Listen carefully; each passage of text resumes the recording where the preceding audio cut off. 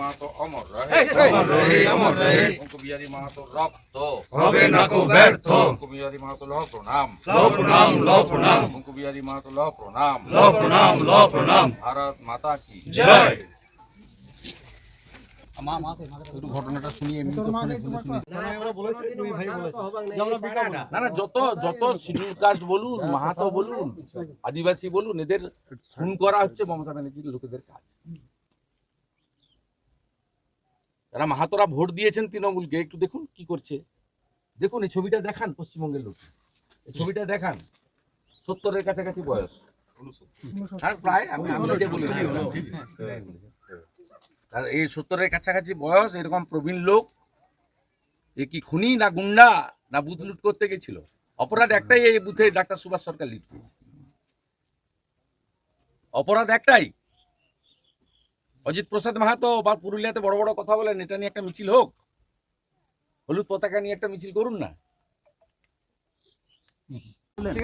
হ্যাঁ, যা বলেছি আপনাদের সামনে বলেছি, লুকিয়ে তো কিছু নেই।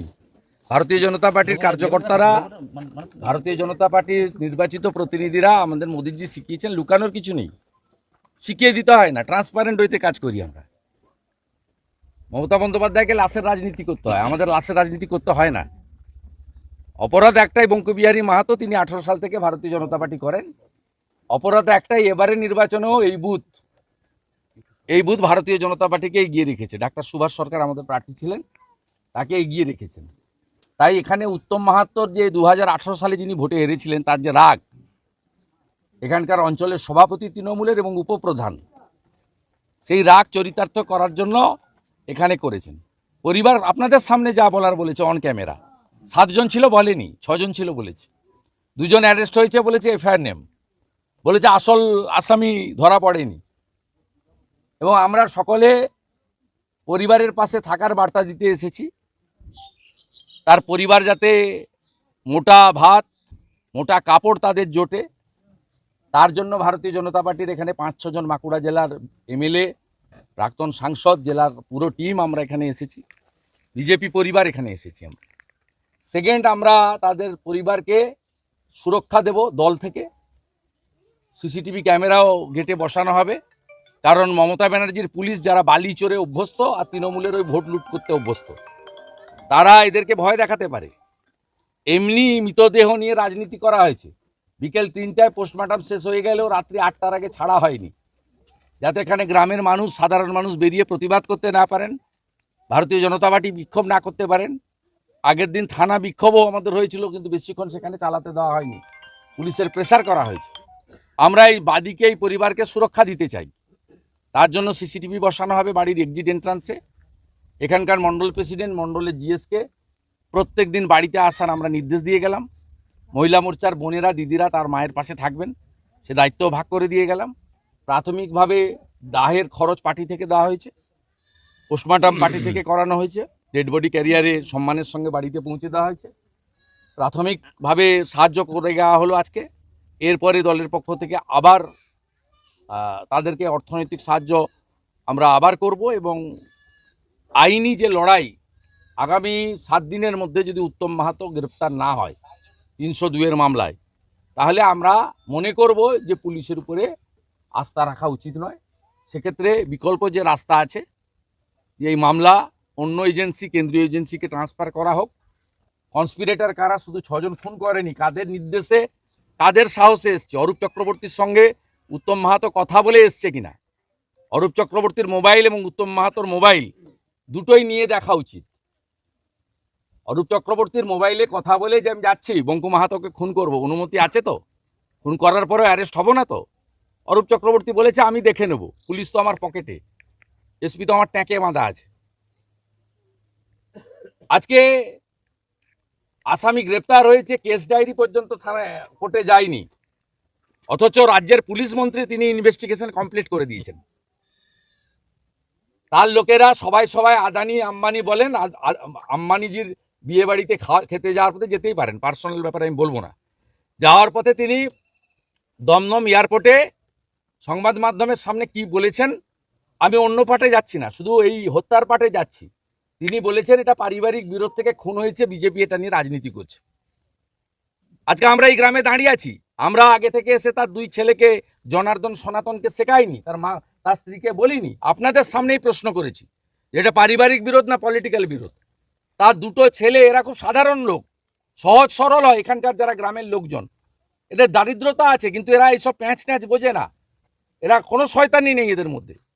এরা ক্লিয়ারলি আপনাদের সামনে আমাদেরকে বলল অপরাধ একটাই, 18 সাল থেকে বাবা বিজেপি করেন, অপরাধ একটাই, এবারেও এই বুঝে বুথে পদ্ম ফুলে গিয়েছে। তাহলে কিভাবে না মুখ্যমন্ত্রী না, মুখ্যমন্ত্রী পুলিশ মন্ত্রী তিনি আইও কেস ডায়েরি সাবমিট করার আগে, চার্জশিট সাবমিট করার আগে তিনি যদি কনক্লুশন টেনে দেন তদন্তে, তাহলে পশ্চিমবঙ্গে তদন্ত হবে কি করে?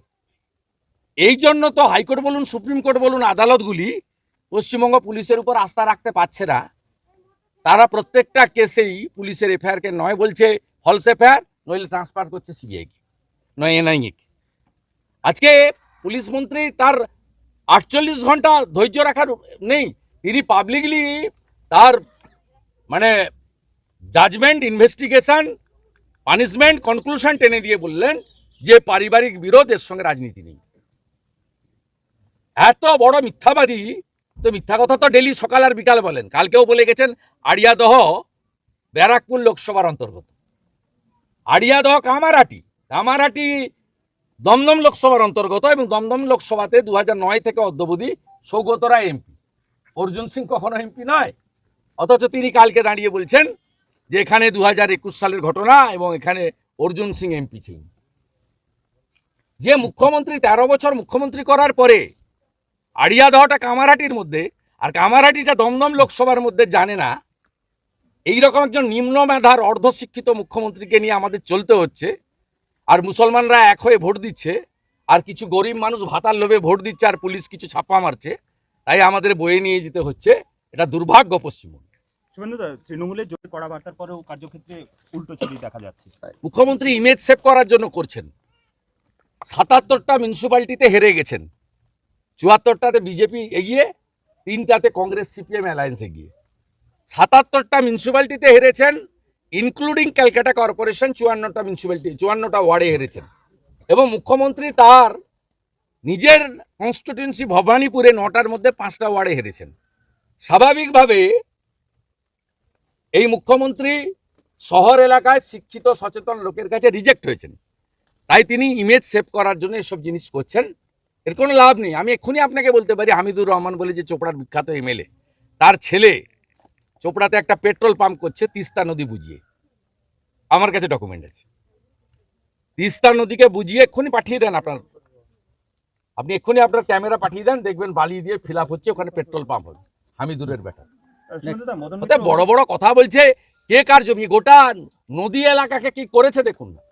বালি কেটে তছনছ করে দিয়েছে গোটা বাঁকুড়া জেলা, বিষ্ণুপুর, এই বাঁকুড়া বিষ্ণুপুর এই জেলা, এখানে শেষ করে দিয়েছে। প্রকৃতি মা যা যা দিয়েছে সব শেষ করে দিয়েছে, কিচ্ছু নেই।